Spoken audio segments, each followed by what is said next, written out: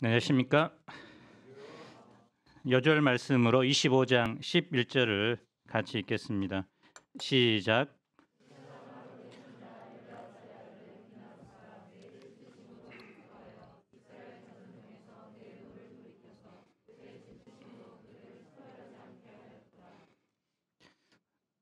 모두가 예스라고 말할 때 아니요라고 말할 수 있는 사람이 진정으로 용기 있는 자라고 할 수 있습니다. 어떤 공동체이든지 대세에 휩쓸리지 않고 소신 있게 자기 발언을 하는 것은 쉽지 않습니다. 비난과 때로는 왕따를 당하기 때문입니다. 그런데 그런 사람을 통해서 새 역사가 일어납니다. 이런 자를 창조적 소수라고 합니다. 성경 속의 인물인 노아, 또 아브라함, 요셉, 바울 등이 대표적인 인물입니다. 죄악이 가득한 오늘날 그리스도인으로서 창조적인 소수로 살아가는 우리는 어떤 삶을 영위해야 합니까? 제1부 비느하스의 질투 25장입니다. 1절을 봅시다. 이스라엘 백성이 시딤에 진을 칩니다. 가나안 땅의 관문입니다. 여리고에서 동쪽으로 16km 떨어진 곳입니다. 여호수아는 후에 이곳에서 가나안 정탐꾼을 파송합니다. 그리고 출발하여 요단강을 건넙니다. 시딤에 이르렀다는 것은 광야 생활의 종지부를 찍고 약속의 땅으로 들어가는 출발점에 섰다는 것입니다. 이스라엘 백성은 어떤 마음 자세를 가져야 할까요? 약속의 땅에 들어갈 준비를 해야 합니다. 기대와 소망을 가지지만 또한 영적으로 긴장의 고삐를 늦추지 말아야 합니다. 시딤이란 아카시아 숲이란 뜻입니다. 지명에서 알 수 있듯이 이곳은 아카시아 나무가 숲을 이룬 곳입니다. 아카시아가 숲을 이룬 이곳은 그동안 이스라엘이 보았던 광야의 풍경과는 너무나 다른 곳입니다. 뜨거운 태양열을 피할 수 있는 나무 그늘이 있습니다. 물도 풍부합니다. 광야에 비하면 이곳은 마치 낙원과 같습니다. 뿐만 아니라 그들은 이곳에 이르기 전 아모리, 바산을 차례로 물리쳤고 모압은 그들 앞에서 사시나무 떨듯 떱니다. 그들은 가나안 동편의 비옥한 땅들을 수월하게 얻었습니다. 하나님의 은혜로 얻은 성공이었습니다. 그런데 그들은 이로 인해 자만심에 빠진 것 같습니다. 그들의 자만심은 그들로 하여금 영적으로 느슨하게 만들었습니다. 어떤 일이 일어났습니까? 이스라엘 남자들은 시딤에 머무는 동안 주변에 살던 모압 여자들과 음행을 하기 시작합니다. 그 여자들은 그 신들에게 제사할 때 음행하던 이스라엘 남자들을 초청합니다. 그 신들은 바알과 아스다롯입니다. 바알은 풍요의 신으로 곡식의 결실과 가축의 생산을 돕는 농업의 신입니다. 또 아스다롯은 다산의 신입니다. 모압 사람들은 이 두 신이 성행위를 함으로써 비를 내려주고 풍년을 가져다 준다고 믿었습니다. 그래서 바알 신전에는 많은 창녀들이 있었고 예배 의식에 음행이 포함되어 있었습니다. 이스라엘 남자들은 육신의 쾌락에 눈이 멀어 우상의 제물을 먹고 그 신들에게 절을 합니다. 바알 부올에게 가담한 것입니다. 이 가담했다는 말은 스스로 멍에를 치다라는 뜻입니다. 그래서 그들은 바알과 함께 멍에를 함께함으로 나 외에 다른 신을 두지 말라, 우상에게 절하지 말라는 10계명의 첫 번째, 두 번째 계명을 정면으로 어겼습니다. 우리도 인생을 살면서 시딤에 이를 때가 있습니다. 힘든 입시를 마치고 들어간 대학이 시딤입니다. 학부를 마치고 드디어 월급을 받게 되는 직장이 시딤일 수 있습니다. 그래서 오랜 솔로 생활을 끝내고 시작한 달콤한 신혼생활이 시딤입니다. 단칸방으로 시작하여 고생 끝에 마련한 내 집이 시딤일 수 있습니다.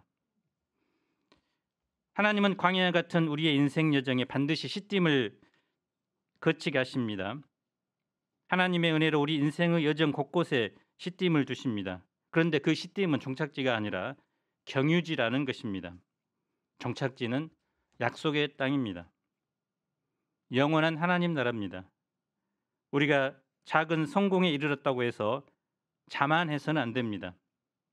몇 가지 성취를 했다고 해서 영적인 긴장을 늦추어서는 안 됩니다. 그래서 영원한 하나님 나라에 이르기까지 영적인 긴장감을 유지하고 유혹을 이기는 삶을 살아야 합니다.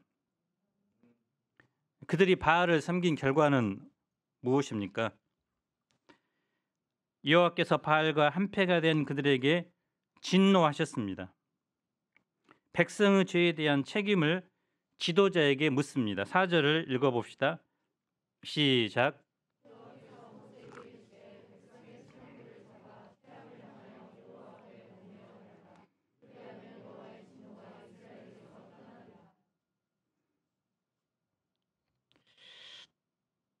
지도자들은 개인적으로 또는 개인적으로 연루되었든 간에 되지 않았든 간에 이스라엘의 지도자들은 일이 이렇게 될 때까지 방관한 것, 또 우상 숭배로부터 백성들을 말리지 않는 것에 대한 책임을 지도록 한 것입니다.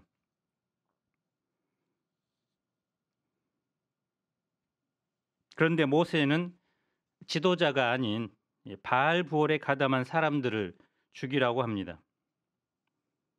그래서 아마 지도자들 태양에 달지도 않았고 바알 부올에 가담한 사람들을 죽이지도 않은 것 같습니다. 그러나 하나님은 그들 가운데 전염병을 일으킵니다. 이런 상황에서 무슨 일이 일어날까요? 6절을 함께 읽어봅시다. 시작.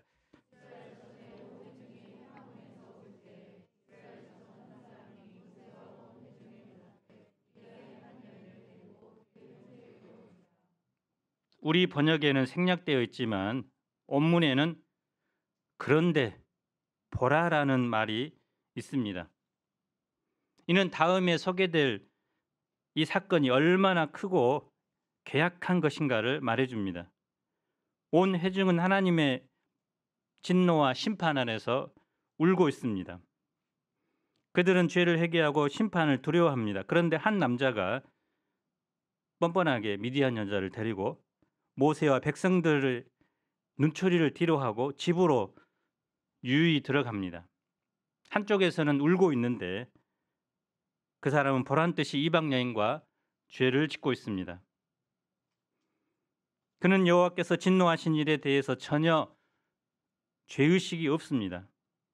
이 남자는 시므리라는 사람인데 시므리 족장 중 한 사람입니다. 또 그가 데려온 여자는 고습이라는 여자로서 미디안 백성의 한 종족의 수령의 딸입니다. 그래서 지도자들의 집안끼리 이런 행위를 한 것입니다. 그들을 누가 어떻게 처형합니까? 7, 8절을 봅시다. 이때 제사장 아론의 손자 비느하스가 창을 듭니다. 그 이스라엘 남자를 따라 그의 막사에 들어가 그 남자와 그 여인의 배를 꿰뚫어 죽입니다. 그래서 아론의 아들 엘르아셀의 아들 비느하스이기 때문에 아마 젊은 제사장이라고 할 수 있습니다. 그는 단창에 그들을 죽입니다. 좀 잔인해 보입니다. 그런데 이로 인해 이스라엘 자손에게서 연병이 그칩니다. 전염병으로 죽은 사람이 2만 4천 명이나 되었습니다. 그래서 이스라엘이 애굽을 나온 후에 가장 많은 사람들이 죽은 대재앙이었습니다. 이를 보면 음행, 그리고 우상 숭배의 죄가 얼마나 하나님을 진노하게 하는 죄인가를 충분히 보여줍니다. 하나님께서는 이스라엘 백성을 애굽에서 구원하셨습니다. 그들을 여호와 하나님만을 섬기는 거룩한 백성 제사장 나라로 세우셨는데 그것을 어긴 것입니다. 만약 가나안 문턱에서 가나안에 들어가기도 전에 이런 죄악된 이방만에 병들어 버린다면 어떻게 될까요? 하나님께서는 이스라엘을 엄하게 징계하심으로 다시는 그런 죄를 반복하지 않도록 거울로 삼으셨습니다.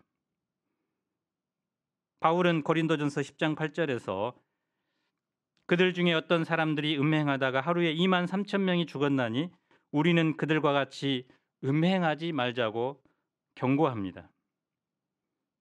더 나아가서 그들에게 일어난 일은 본보기가 되고 또한 말세를 만난 우리를 깨우치기 위하여 기록되었느니라. 그런즉 선줄로 생각하는 자는 넘어질까 조심하라라고 경고합니다. 성경에 나온 이 사건들은 바로 우리가 거울로 본보기로 삼아야 합니다. 죄를 철저하게 징계하시는 하나님의 거룩하심 앞에 서야 합니다. 하나님께서는 이 비누아스를 어떻게 평가하실까요? 11절을 우리 함께 읽어봅시다. 시작.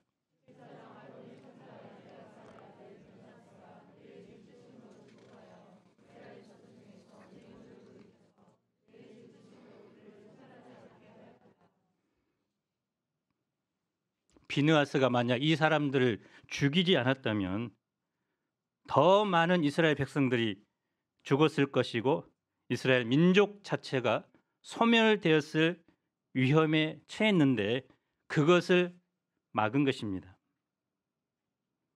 한 공동체도 마찬가지입니다. 죄를 용납하면 그것이 온 공동체를 파괴시키고 결국은 하나님의 버림을 받는 단계까지 나아갈 수 있습니다. 하나님께서는 비느하스의 행동을 기뻐하셨습니다. 비느하스가 두 사람을 창으로 죽인 것은 여호와의 질투심으로 질투했기 때문이라고 합니다. 원래 질투심은 뭡니까? 남녀 사이나 또 부모나 자식 사이에서 정말로 뜨겁게 사랑할 때 생기는 감정입니다. 그런데 여호와의 질투심이라고 하니 좀 낯섭니다. 질투심이라는 단어에는 부정적인 의미가 있기 때문입니다. 하지만 이스라엘의 관계를 생각하면 질투심을 이해할 수 있습니다. 하나님은 이스라엘을 애굽의 노예에서 구원하셨습니다. 그들의 죄와 허물을 참고 지금까지 보호하며 인도해 주셨습니다. 하나님은 이스라엘을 뜨겁게 사랑하셨습니다. 마치 신랑 신부가 결혼했는데 신부가 다른 남자와 불륜을 행하고 있을 때 그 신부를 사랑하는 남자는 어떻게 행동해야 됩니까? 아이고 잘하고 있네. 이렇게 해야 됩니까?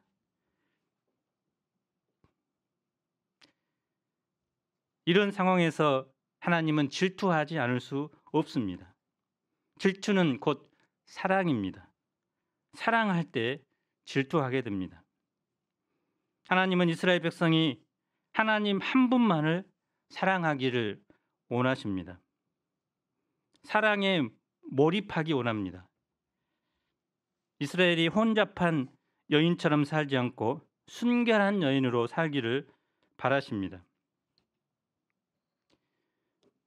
그런데 그 질투를 비느하스가 느꼈습니다. 물론 다른 사람들도 그런 질투를 느꼈을 수 있습니다. 하지만 하나님의 마음을 가지고 행동을 취한 사람은 오직 비느하스 한 사람뿐이었습니다.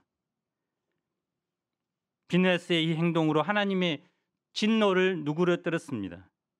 비느하스의 한 행동으로 이스라엘에 임한 전염병을 그치게 했습니다. 비느하스의 이 행동으로 이스라엘이 소멸될 위기에서 벗어나게 되었습니다. 현재 대구 영남 UBF를 개척하고 있는 문바울 목사님은 홍익대 건축공학과 출신입니다. 그는 대학 4학년 때 매년 교문 옆에 장승, 천하대장군, 지하여장군 있지 않습니까? 이 장승 앞에서 무속인들이 행사를 하는 것을 보고 캠퍼스의 주인은 하나님이신데 왜 이런 우상을 숭배하는 사람들이 캠퍼스에서 난리를 치는가? 거룩한 분노를 느끼게 되었다고 합니다. 그래서 대낮에는 그래도 이제 못하고 해가 넘어갈 무렵 톱을 들고 가서 장승들을 쓱싹 잘라 버렸습니다. 당시에는 제정신이 아니었다고 합니다. 이것을 목격한 수위 분노하겠죠. 학교에서는 징계위원회가 열리고 또 총학생회는 대자보와 학교 신문에 문동호는 자포가라, 그래서 퇴학시켜라 이렇게 했다고 하는데 몇몇 기독 교수님들이 변호를 잘 해줘서 퇴학은 면하고 졸업은 할 수 있었다고 합니다. 그런데 이 사건으로 인해서 사람들, 그런 우상을 숭배하는 사람들이 또 이런 사건이 벌어질까 봐 그 후에는 이런 행사들이 끊겼다고 합니다. 아무튼 한 사람의 그 분노로 인해서 또 우상 숭배를 당연하게 생각하던 그 대학 문화에 그런 행사들이 끊어지는 일이 있었다고 합니다. 여호와께서 비느하스와 무슨 언약을 맺습니까? 12절을 봅시다. 그러므로 말하라, 내가 그에게 내 평화의 언약을 주리니. 이 평화의 언약은 비느하스를 보복으로부터 보호해 주시겠다는 약속입니다. 그래서 비느하스가 창으로 찔러 죽인 그 가족이 비느하스를 보복할 수 있습니다. 그런데 하나님은 그 복수로부터 비느하스를 끝까지 지켜주십니다. 한 유태인 전승은 이 업적을 근거로 비느하스를 모세와 아론 다음가는 세 번째 지위에 올려놓았습니다. 때로는 하나님과 화평하기 위해서 사람들과 원수가 되는 것을 감수해야 합니다. 특히 하나님의 질투를 유발하는 죄를 짓는 사람과 원수가 되는 것이 불가피할 때가 있습니다. 하나님은 계속해서 무엇을 약속하실까요? 13절을 읽어봅시다. 시작.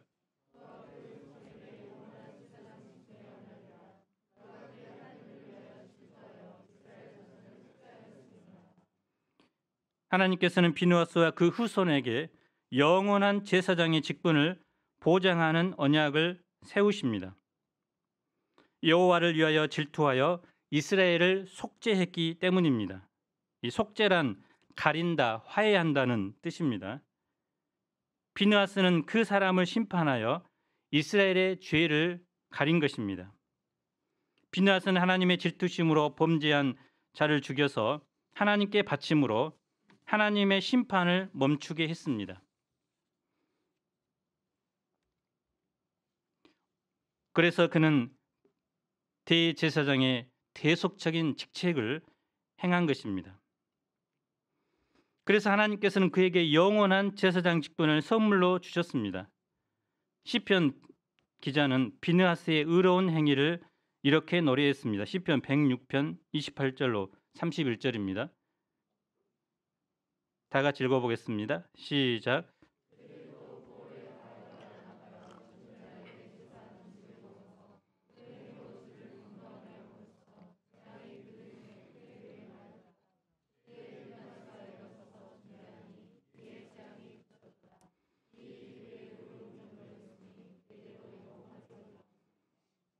그 후에 비느하스의 후손인 사독이 솔로몬 왕 때 아비아달 계통은 대제사장의 직분을 잃어버리지만 사독 계통이 계속해서 이 대상의 직분을 행합니다.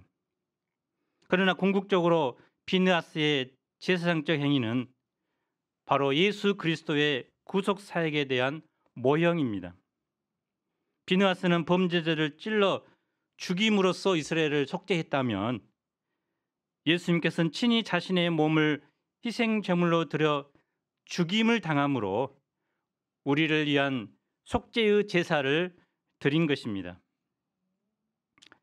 오늘 말씀을 통해 우리는 무엇을 배웁니까? 첫째, 한 사람의 질투가 공동체를 살립니다. 비느하스가 죄를 처형했기 때문에 칭찬을 듣는 것은 아닙니다. 그가 칭찬받는 것은 그가 하나님 외에 다른 신을 섬기는 것을 용납하지 않았기 때문입니다. 그리하여 이스라엘의 죄를 가렸기 때문입니다. 그가 여호와로부터 상을 받는 것은 하나님의 심판으로부터 그 백성을 구원했기 때문입니다. 한 사람의 죄 때문에 여호와의 진노가 이스라엘 전체에 미칠 수 있었습니다. 그런데 비느하스의 한 행동으로 말미암아 하나님의 진노가 그쳤습니다. 둘째, 여호와는 그 백성에게 순결을 원하십니다. 순결은 신앙의 순결이기도 하고 윤리적인 순결이기도 합니다. 근데 그 순결의 근원은 하나님께 대한 사랑으로부터 나타납니다. 하나님을 사랑하는 사람은 순결하고자 합니다. 대표적인 인물이 구약의 요셉입니다. 하나님은 이스라엘이 오직 당신 한 분만을 사랑하기를 원합니다. 따라서 이스라엘의 순결이 흔들린다는 것은 그 사랑이 흔들린다는 것을 말합니다. 이스라엘이 다른 신에게 마음을 준다는 것은 여호와의 사랑에 대한 배신을 뜻합니다. 그런 사람에 대해 여호와는 질투하십니다. 그리고 그 질투는 진노로 나타납니다. 우리는 하나님의 은혜를 너무 강조한 나머지 하나님의 진노를 심각하게 생각하지 않곤 합니다. 그런데 하나님의 진노가 수많은 사람을 죽였다는 것은 의미심장한 경고입니다.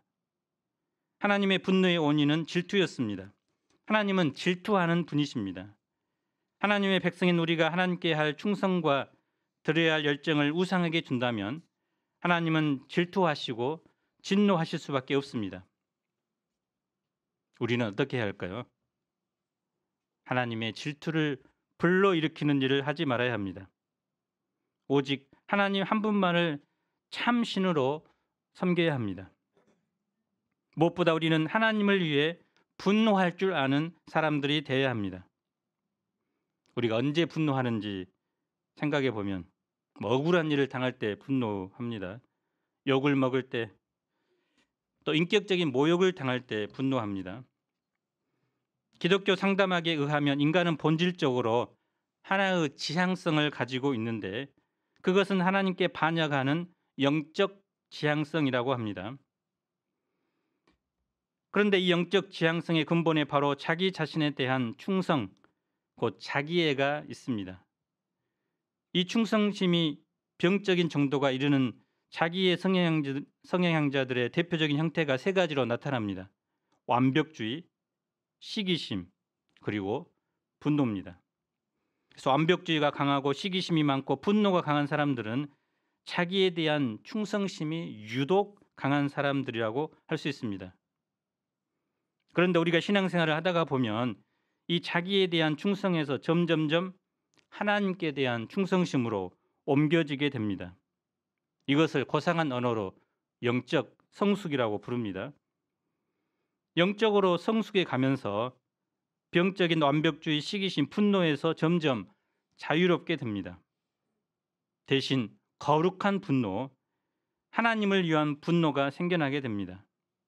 그래서 나를 위한 분노는 나를 해치고 이웃을 해치지만 하나님을 위한 거룩한 분노는 비느하스처럼 다른 사람의 죄를 가리우고 사람을 살리게 됩니다. 분노는 그래서 무조건 나쁜 것만은 아닙니다. 오늘 본문을 보면 그 분노 자체가 문제가 아니라 누구를 위한 분노인가가 문제입니다. 나 자신을 위해 분노하던 사람에서 하나님을 위해 분노하는 사람들이 되어야 합니다. 하나님의 이름이 땅에 떨어진 것을 보고 분노하는 사람만이 하나님의 이름이 높임 받도록 기도할 수 있습니다. 죄와 사탄의 계략에 죽어가는 영혼들을 바라보며 분노할 수 있는 사람만이 그들의 영혼의 구원을 위해서 기도할 수 있습니다. 하나님의 뜻을 밥 먹듯이 배반하는 사람들 보고 분노하는 사람만이 하나님의 뜻이 하늘에서 이루어진 것처럼 이 땅에서 이루어지도록 기도할 수 있습니다. 불의와 어그러진 공평과 정의가 없는 것에 분노하는 사람만이 하나님의 공의와 정의가 강물처럼 흐르도록 기도할 수 있습니다. 우리가 나를 위한 분노가 아니라 하나님을 위한 거룩한 분노로 이 시대를 위해서 또 영혼들을 위해서 기도하는 사람들이 될 수 있기를 기도합니다. 여호와는 그 미디안을 어떻게 하십니까? 그들을 쳐 죽입니다. 그 이유가 무엇입니까? 18절을 보십시오. 읽어보겠습니다.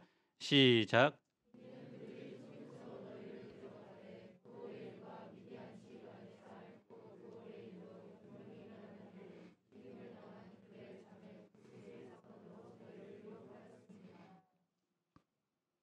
이스라엘을 유혹했기 때문이라고 합니다. 하나님은 그 백성이 잘못하면 벌을 내립니다. 동시에 그 백성을 유혹한 사람도 심판하십니다. 제2부 두 번째 인구조사 26절로 26장 27장입니다. 전염병 후에 여호와께서 모세와 제사장 아론의 아들 엘르아살에게 말씀하십니다. 26장 2절을 읽어봅시다. 시작.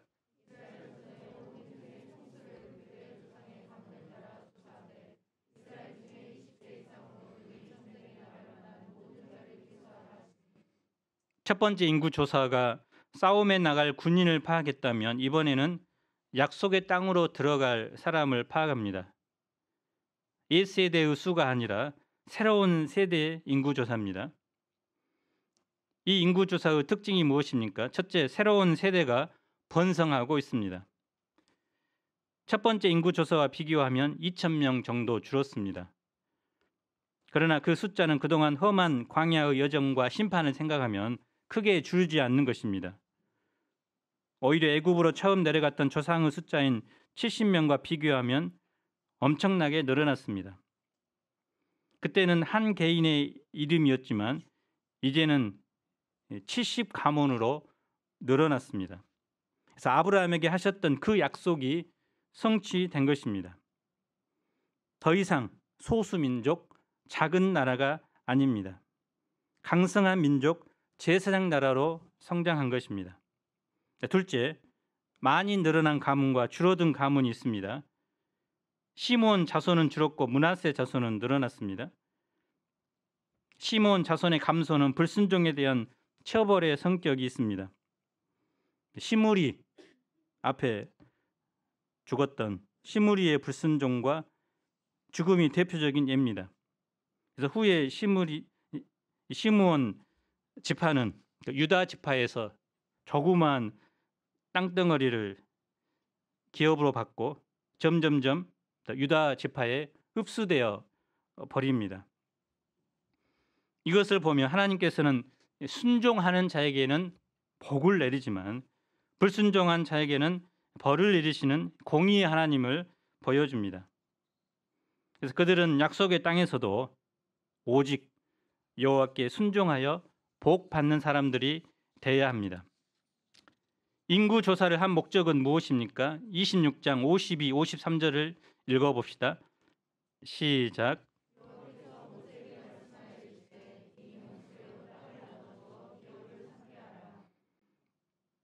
기업은 유산입니다. 그 땅을 이제 기업으로 삼아야 하는데 땅은 사고 파는 것이 아니라 오늘날은 이제 사고 파는 것. 자본주의 사회에는 너무나 익숙하고 가장 좋은 재산 증식 수단으로 여기지만 당시에는 하나님께 받은 땅을 대대로 지키고 물려줘야 하는 유산으로 보았습니다. 하나님께 주신 선물의 개념으로서 땅은 본질적으로 사람의 것이 아니라 하나님의 것이기 때문입니다.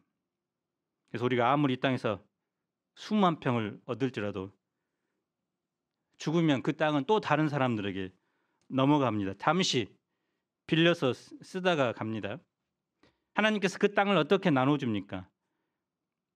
땅의 넓이와 크기는 그 가문의 숫자에 따라 나눠줍니다. 그러니까 수가 많으면 땅을 많이 주고 수가 적으면 적게 줍니다. 그리고 그 방법도 제비를 뽑아서 나눠줍니다. 그래서 그들은 제비 뽑기를 하나님의 섭리로 믿은 것입니다. 그래서 제비 뽑기의 결과에 모두 순종합니다. 하나님께서 땅 분배를 통해 가르치려는 바가 무엇입니까? 첫째, 땅은 하나님께서 그 백성에게 주는 선물입니다. 그들이 노력해서 대가로 땅을 받는 것이 아니라 하나님께서 주시는 선물입니다. 하나님께서 오늘 우리에게 선물로 주시는 기업은 무엇입니까? 물론 금수저로 태어나서 땅을 유산으로 받는 분도 있겠지만 그리스도인들에게는 구원이요 영생이 바로 선물입니다. 그리고 이 시대에 감당해야 할 사명이 바로 선물입니다. 성경 선생이요 목자로 사는 것이 선물입니다. 이 모든 것은 우리가 노력해서 얻은 것이 아닙니다. 하나님께서 우리를 죄로부터 구원하시고 우리에게 선물로 주신 것입니다. 그것을 나의 기업으로 또 내 가문의 유산으로 삼고 그것을 후손들에게 계승해 주어야 합니다. 둘째, 땅을 선물로 주신 하나님은 공평하신 분이십니다. 땅을 주시는 첫 번째 원칙은 사람의 수의 많고 적음입니다. 두 번째 원칙은 제비 뽑기입니다. 이것은 하나님의 일방적인 주권이라는 뜻입니다. 그래서 누구도 이 하나님의 주권 앞에서 불평할 수 없습니다. 27장 1절로 11절은 이런 땅 분배 원칙에서 피해를 입게 된 므낫세 지파의 슬로브앗의 5딸들의 슬픈 사연입니다. 유대 랍비들은 이 슬로브앗을 민수기 15장에 나오는 안식일 날 나무했던 사람이라고 봅니다. 랍비들은 그렇게 보더라고요. 그래서 땅의 분배는 원칙적으로 남자에게만 주어졌습니다. 근데 슬로브앗은 딸부자였는데 아들이 없었습니다. 아들을 낳을 때까지 나고자 했지만 결국은 딸만 낳고 죽었습니다. 슬로브앗의 가족들은 땅을 기업으로 받지 못하고 그 가문은 이제 소실되어야 합니다. 슬로브앗의 딸들은 해망문에서 모세와 제사장 엘르아살과 지휘관들과 온 회중 앞에서 우리에게도 기업을 주소서라고 호소합니다. 그래서 모세는 갑작스럽게 율법이 없는 문제가 생기자 당황해서 여호와께 묻습니다. 6, 7절을 보십시오. 하나님께서는 슬로브앗의 딸들도 다른 자들과 마찬가지로 기업을 얻도록 하셨습니다. 이것이 선례가 되었고 또 이스라엘 자손에게 영원한 판결의 율례가 되었습니다. 그래서 오늘날도 딸들도 당연히 이제 유산을 물려받습니다. 하나님께서 이런 판결을 내리신 데는 무슨 뜻이 있습니까? 여호와께서 주신 기업을 그 가문이 끝까지 지켜야 한다는 것입니다. 슬로브앗의 딸들은 단순히 여성에게도 남성과 같은 권리를 달라는 페미니즘의 결과가 아닙니다. 그들의 관점에 의하면 약속의 땅에서 받을 땅은 단순한 부동산이 아닙니다. 그들은 땅을 그 가문이 계승해야 할 하나님의 선물로 보았습니다. 그 선물이 다른 종족, 다른 지파에 넘어가서는 안 됩니다. 하나님의 선물을 지키는 것이 그 가문의 존재 목적이었습니다. 또 사명이었습니다. 그래서 그들은 이 땅에 살면서 하나님께서 주신 그 땅을 잘 관리하여 후손에게 넘겨주고자 했습니다. 우리도 마찬가지입니다. 우리에게 주신 구원과 영생, 특별히 캠퍼스 목자의 직분을 우리 자녀들 또 이새들, 또 양들이 계승해서 그것을 보존하는 것, 이것이 우리의 사명이기도 합니다. 12절로 23절은 모세가 가나안 땅에 들어가지 못하고 죽을 것과 모세 후계자로 여호수아가 세움받는 내용입니다. 결론적으로 서론에서 말했듯이 모두가 예스라고 말할 때 우리는 단호하게 아니오라고 말할 수 있는 그런 사람, 다시 말해서 모두가 세상 풍조대로 죄악 가운데 살지라도 나 한 사람은 하나님 앞에 순결하게 살고자 하는 그런 사람이 필요한 시대입니다. 여호와의 질투심으로 하나님 한 분만을 뜨겁게 사랑함으로 살아가는 그런 사람이 필요합니다. 우리가 힘든 이 시기에 비느하스처럼 여호와의 질투심으로 세상을 살리는 일에 쓰임 받을 수 있기를 간절히 기도합니다. 특별히 오늘 졸업을 하고 또 사회의 첫 발을 디디는 귀한 졸업생들이 졸업이 끝이 아니라 그것은 단순한 과정인 시딤이라는 것을 알고 졸업 후에도 모압 여인들의 유혹, 또 우상의 유혹들을 이기고 하나님을 섬김으로 하나님께 귀하게 쓰임받는 종들이 되기를 간절히 기도합니다. 민수기 25장 11절을 읽고 마치겠습니다. 시작.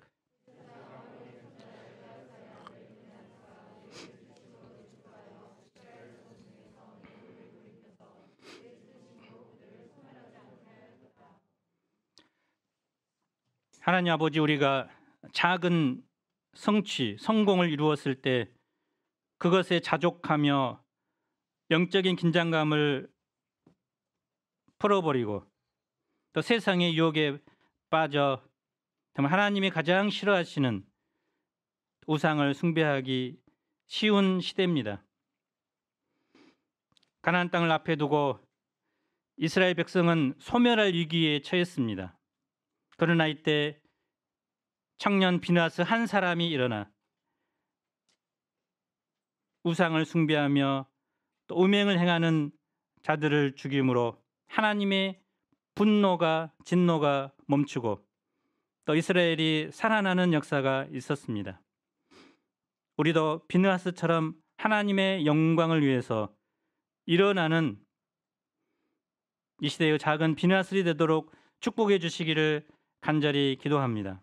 하나님의 질투심으로 이 시대 영혼들을 살리는 우리들이 되도록 도와주옵소서.